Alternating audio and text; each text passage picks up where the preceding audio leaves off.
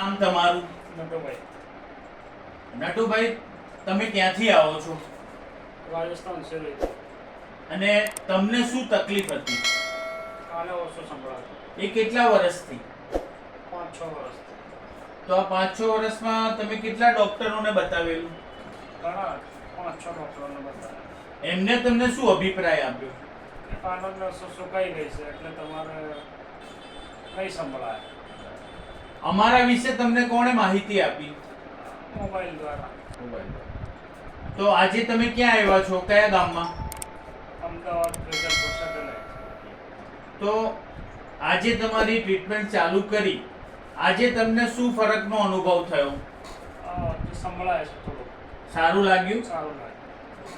તો તમારા જેવી તકલીફ ઇન્ડિયામાં લાખો કરોડો વ્યક્તિઓને છે, તો એમના માટે તમે શું અભિપ્રાય આપશો? કે આવી જગ્યાએ આવવું જોઈએ અને ઇલાજ કરાવવો જોઈએ.